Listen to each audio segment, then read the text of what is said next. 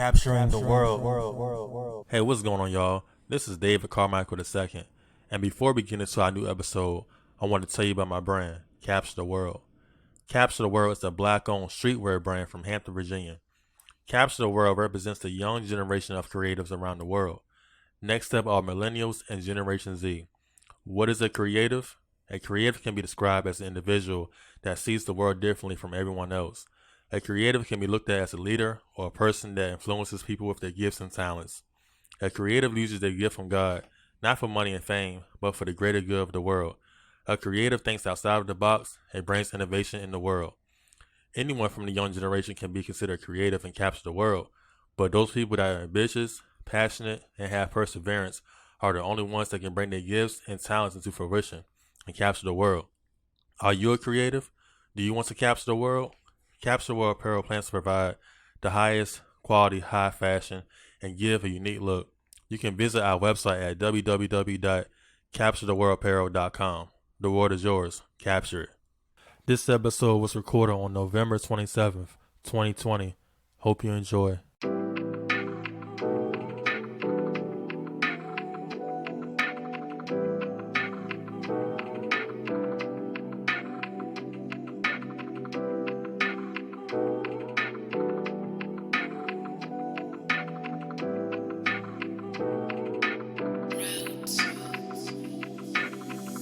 Hey, what's going on, guys? This is your host, David Carmichael II, and I am back with another great episode of the Capturing the World podcast. I have another great special guest.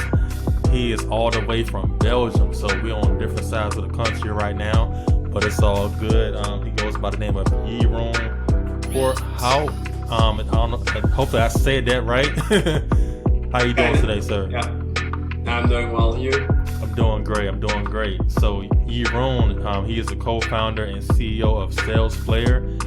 It is an intelligent CRM built for SMBs, selling business to business, mostly popular with agencies and in other companies. So how you doing, Jeroen? How you doing today? I'm doing well. It's let's say Friday here, end of the day, being a bit tired, but it was a good day. That's good. That's good to hear, man. Yeah, it's I know we were just discussing the time difference, between our countries. In the United States it's about 11:35 here, and I think you said it was about 5:35 over there? Yeah, 5:35, yeah. Okay, cool. So how's your day been today? Have you been pretty busy today or been pretty basic? Yeah, lots of different stuff. Like my normal days are a lot of meetings. Today it was rather limited, so I had the opportunity to focus on some stuff, but it was a lot of different things behind each other. So next week we have a big launch. We're gonna launch a few new pricing plans with cool new functionality and all that. So there's a lot of preparation work to be done there. So that was most of what I was doing today. Lots of different parts there.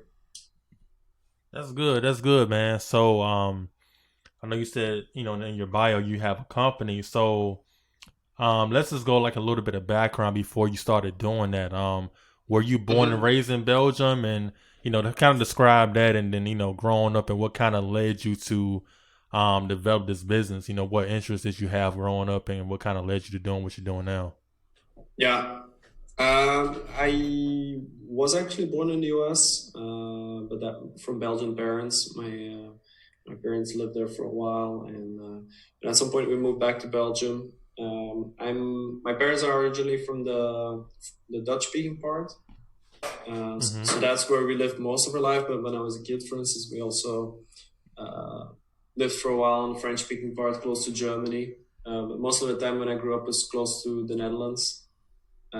Because my dad would actually work at the headquarters of Philips, which is in Eindhoven in the Netherlands. The big consumer electronics company at some point, but now mostly healthcare is left. Okay. So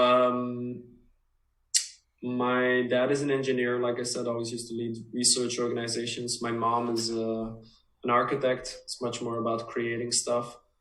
And I always sort of felt like in between the two. Like I always liked technical stuff, but especially liked stuff also that was more, let's say, visual and for people, if you know what I mean. Mm. At some point, I discovered a passion for building websites, and that was all coming up. It was a new medium in which you could build all kinds of stuff, and it was very exciting. And I was always good with computers, so I started building websites for people. I also really like design. That was when I was 15, 16, and I sort of figured that I wanted to start a web agency one day.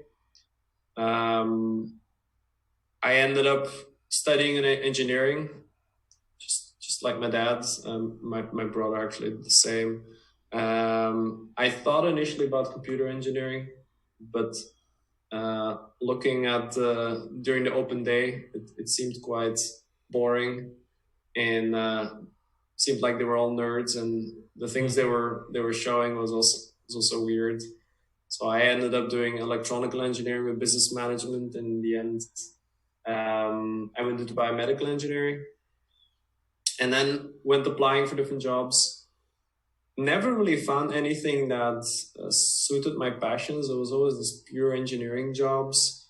And during one interview at some point, they said like, oh, so you want to do something more with customers? Maybe you become a project manager.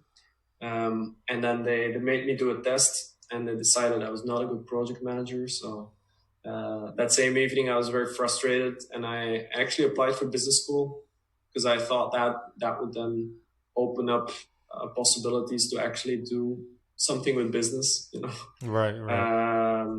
And after that, I plunged into marketing straight away. So I studied engineering, but I went into marketing because I figured it was the best way of putting a product out in the market with people and all that. And because I studied biomedical engineering, I did that in the pharma industry. It turned out to be a very, very boring job. I was basically taking the brochures they made on the European level and turning them into Belgian brochures in Dutch and French, and then teaching the sales team how to use them with doctors and stuff like that. So it's not at all what I expected it to be. Then I had a new idea, and I was again a web agency, but then for the pharma industry, because I saw how bad people in the pharma industry were with building websites, and I knew how it worked, and I sort of figured like, oh, I get the pharma stuff now. So Right. I thought I'll bring these things together, but I ended up having dinner with a guy which actually had a business like that, and I worked for him for 4 or 5 years. And during that time, I always sort of came back to my passion. I wanted to start something. I tried a bunch of different things. And the first, like, you could say successful, actually really successful thing is Salesflare now. Right. That's cool, man. That's cool. So yeah, so marketing, man, I know it's a lot of different things that goes into that. How did you like what I guess what I'm trying to say, what different tools and things, you need to know to be a successful marketing company? And how did you really learn those things along the way? Like how did different people teach you? Did you have like a mentor, or like how did you learn those different aspects of Marketing. marketing? Yeah. Um, First of all, I worked in marketing. First in a pharma company, and then in a marketing consultancy straight from there. And I did lots of marketing campaigns for different companies. I think marketing by itself is not extremely complex. It's about understanding very well who your customers are, what they want, how they think, and it's basically about, to a large extent, about scaling sales. So instead of having a conversation with every single person and going for their separate need and then finding a solution for that, you try to sort of scale that. So you try to see what is um, the general thing that people want, and generally how would they want to have it phrased and all that, and you start building stuff like that. Um, you could say I had a mentor in first my first boss when I was in that pharma company was definitely mentoring me, and then afterwards when that guy that decided that convinced me to work for him, definitely as well. But from there, it's really about gaining experience, I would say, because marketing is something that you, to a certain extent, have to learn by doing. It has so many different possibilities and aspects to it, so many different channels, so many different things. Like the basics is really about understanding customers and communicating with them and knowing how to do that effectively. But Right. from there, the nuances and the ways of doing it are enormous. So you have to try a lot of different things, look at how other people are doing things, and never stop learning and never stop trying things. Yeah, that's true. And one thing I've talked to a lot of people about this year is about learning how to adapt. How to adapt your business, especially with the pandemic with the coronavirus. I don't know how you know Belgium, how the numbers are over there, if it's better or worse. I know in the United States it's been like going up and down for a while now, and then let's talk about business in general. Like people have been you know, thinking of different ways of how to market their business or how to sell, because this pandemic is nobody expected this, so Mm-hmm. it comes with a lot of adapt how to adapt and just knowing what to change. You can't always do things the same, even without a pandemic. You still have to learn to adapt and how to change your way of marketing your business and just how to generate sales and stuff like that.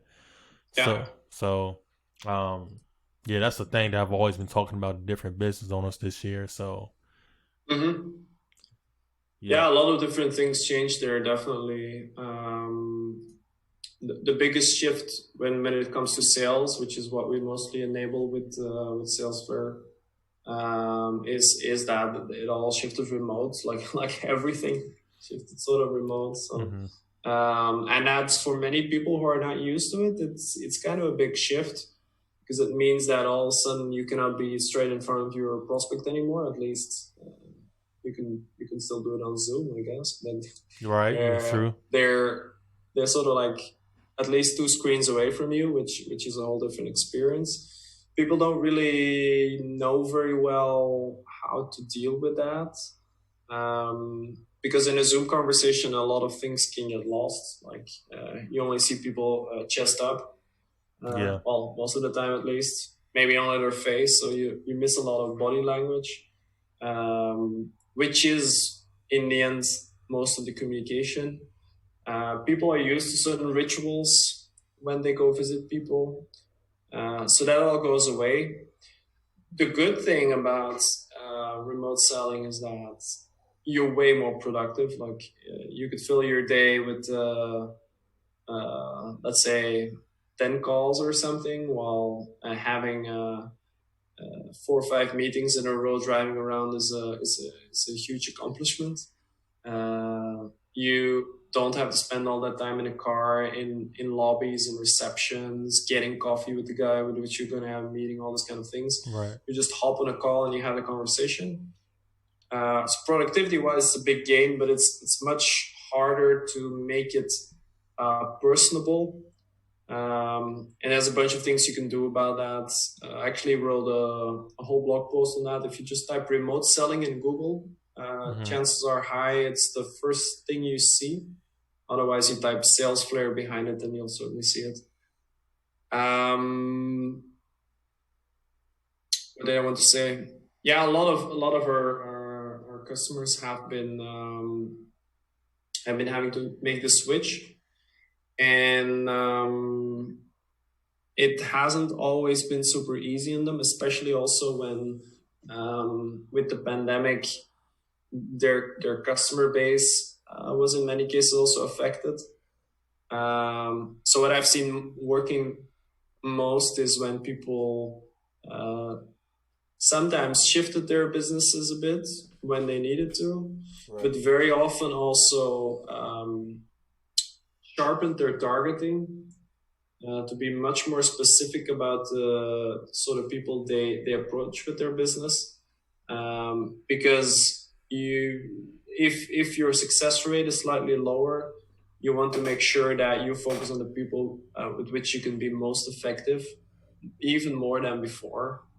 And then implementing some process changes left and right to really leverage the new sort of remote selling, and to do that in a maximally productive way and personal way. No doubt, no doubt. Definitely agree with everything you just said. So let's get back to your company, SalesFlare. So how did you end up coming up with the name SalesFlare? That's the name for your company. The name Salesflare, Yes. yeah. So the sales part is was yeah, it's in there because when we initially saw the opportunity, so we said like salespeople are not using a CRM because they have to input a lot of data and they don't get a whole lot of return. Mhm. And that's actually really weird because that data is already in other systems. Right. So we could build a system that pulls it all in, gets the data from your mailbox, from your calendar, from your phone, from your social media company database, all that, email tracking, web tracking, and it all pulls it together. And that way it makes it much easier for salespeople. And then we thought, like when we were thinking about all this technology, we were thinking like, okay, in the marketing space, there's already so much. Like marketing wise, there's so many things you can easily automate, and there's so much availability to data, but it's not really there in sales. So we said we are going to create a lot of awesome automation, but we're going to focus it all on salespeople because they are the ones who've been left behind technology wise. So that's why we put sales in the name. That was partly to be very clear to ourselves, actually, that we're going to Right. focus on salespeople. And then the Flare part, I was basically looking for .com domains and trying all kinds of stuff, Mm-hmm. trying all kinds of combinations. And at some point, I was like, Flare. Oh, I had Flare, and that was still available. Everything was still available, like .com, all the social media handles, like literally everything. Nobody ever thought about name Salesflare. And the story we invented behind it when we came up with it was that we were going to throw a flare into the black box of sales. Okay. Like in sales, because there's so little data available, it's very hard to see through it and to understand what's happening and all that. So we would be the sales flare, if you know. That's good. That's a great concept. I love it. So I know you were just talking about how different businesses had to gather all that information manually, and you created a system that can gather all that information without them doing a lot of work. So, and you call that the CRM. So, what does CRM stand for? And I guess if you can kind of give a quick description, how did you end up with you and your business partner or your co-founder, how did y'all end up coming up with that software, and what does CRM stand for? Yeah. So CRM stands for customer relationship management. Okay. So it's a broad sort of area, and it can mean all kinds of stuff. But the most core sort of CRMs are the ones who focus on the sales process, because that's also what's most core to a business. Basically, you have a product or service and you sell it. You build it, whatever, and you sell it. So sales is very, very central. For instance, Salesforce. they also started with a sales system. They didn't build all these other things first. It was first the sales aspect, and that it all grew from there. We focus on that sales aspect almost exclusively. We have a little bit of marketing functionality, but it's mostly sales automation and all that, like I just explained with the name Salesflare. What we saw in other CRM systems was exactly what I explained before, is that they were always very dependent on people inputting data, and that they would always fail at some point because, well, your discipline would drop. You wouldn't really feel like filling it out today, or you were selling well and you feel invincible and you're like, I don't need to fill this thing out anymore. Right. And at some point it would always fail. And we felt that ourselves when we were selling for our previous software company. And then we saw the opportunity to solve that issue by basically making something that would take care of the data input for us. And the way we started then was very initially, I just basically made an investor deck because we thought we were going to raise money first. That was very naive, but that was sort of about how we were going to what the great vision was and how we were going to work towards it, and the team and all that. My co-founder made a prototype with which we then could go to people and start showing them, like, this is the way it's gonna work. It didn't do anything yet, just to be able to spark the conversation. We did that for a while until we started doing customer interviews to really understand from people what it was that they wanted, what the context was, what the best people would be for us to target. And yeah, I'm making a very long story short, but then we started building the software. We tried to get people to use it and put it in front of a lot of people. Always ask, like, how can we fix this? What is going to make people actively use this, and all that, until we actually started to get people that started loving it, and then it's all about understanding from these people more and more, like, what do they want, how can this be better, and really building from there. No doubt. So, are you familiar with Facebook Pixel? Like, you install a pixel on your website and it tracks data. Yeah, definitely. So, I never really knew how they did that. I guess, like, and I don't know if you know any background information on that, or it's the way, because Facebook Pixel, it helps you gain sales too. You put the pixel on your website, then you run Facebook ads, and then the data that the Facebook Pixel picks up, you can find your target audience and who to sell to based off your pixel. So the way you run your business and your software, is it, from what is it somewhat similar to Facebook Pixel? Is it totally different, or does it have any type of resemblance in any kind? We do some Facebook advertisements. For us, it's not. I mean, people are less likely than for your business to immediately buy something when they see it.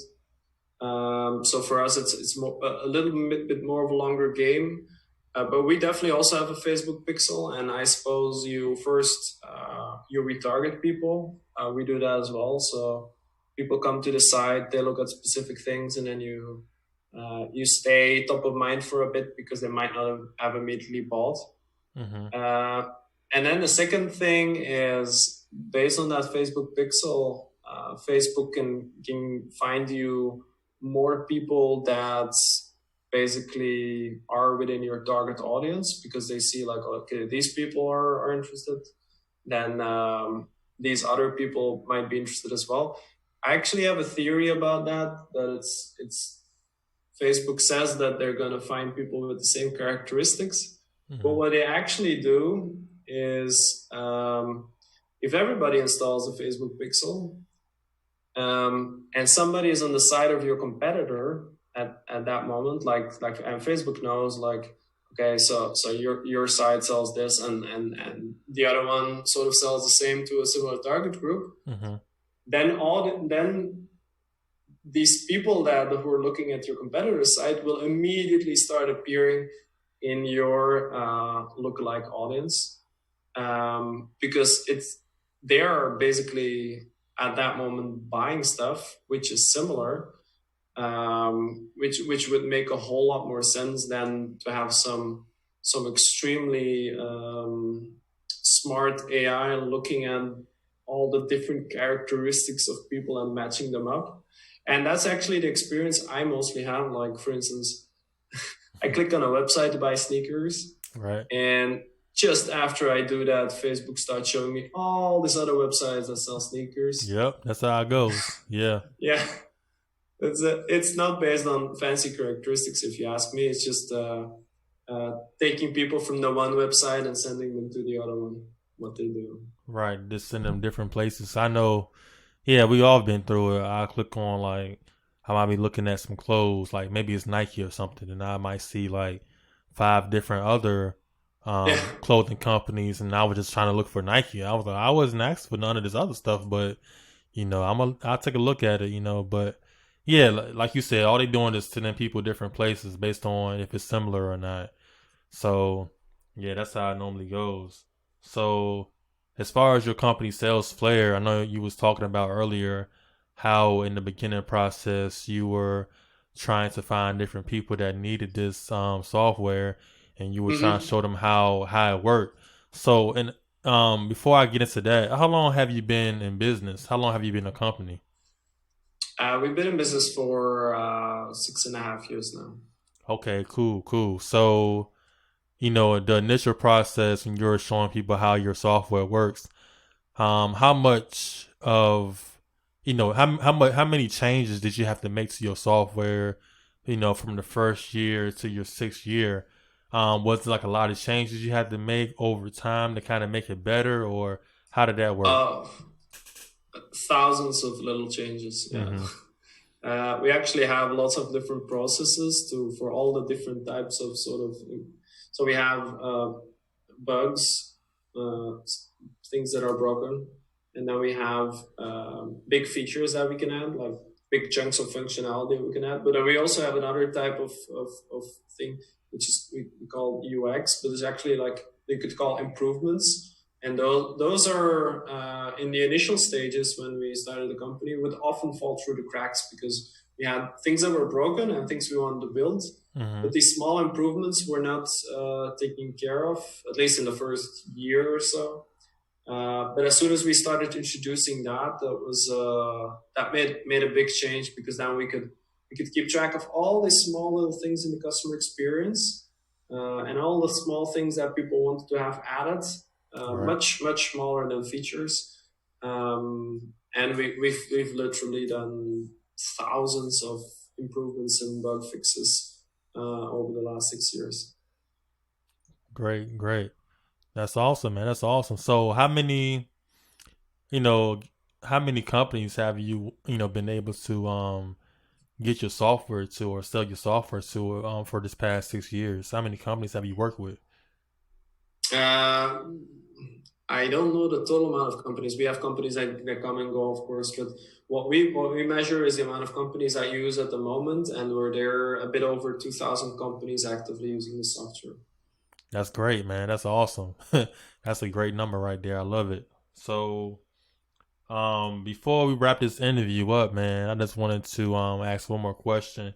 So, we have a lot of entrepreneurs out here in this world trying to, get their business off the ground and try to make a Mm-hmm. living for themselves, man. So, if you can offer like one piece of advice to all the entrepreneurs listening to this podcast, what would you say to them right now? If you're just starting to get a business off the ground, I would say the essential things are, one, making sure that you understand what the very fundamental problem is behind what you're offering or what you're trying to, because then you can actually build a business for the long term. If there's some problem, that you feel is not going to go away, then you can offer a solution for that, and you can keep offering different solutions for that, so you can build your business on this thing, and this could be huge. And together with that, it's probably solving that for an audience that you yourself understand, maybe people like you, because that makes it so much easier. It makes it easier to find these people because they might be in your network, the first ones. You understand exactly how they live their lives. You can communicate that way, and you'll probably be also much more passionate about solving that issue, because it's solving an issue that you feel for people like you. And in the end, if you're going to build a business, you're going to be working on it for longer than a few months. So you really need that passion. Otherwise, you're going to burn out pretty quickly, and it won't really grow. So these things are really important to start with. And then from there, it's about just getting something simple out there, testing, validating, seeing whether it works, really thinking like, with the minimal amount of effort, how can I check that this is something that people want? And then just keep improving on it from there. No doubt. And I like what you said about you have to have passion, because I've talked about this with a lot of business owners as well. You have to have passion, because it's not going to take off as soon as you start. You got to keep going with it. And as soon as it gets tough, some people like to quit as soon as it gets tough. And if it was so easy, everybody would be doing it, right? So it's all about just trusting in what you really want to do, trusting in your passion and in your business model, and just keep going, learning, like you said, learning how to improve your business, throughout the years, and just keep going with it, So that's what it's all about. So yeah, that concludes our interview, man. Jeroen, I definitely appreciate you coming on the podcast, from Belgium to the United States, one side of the country to another. I appreciate you, and I wish you much success in your business.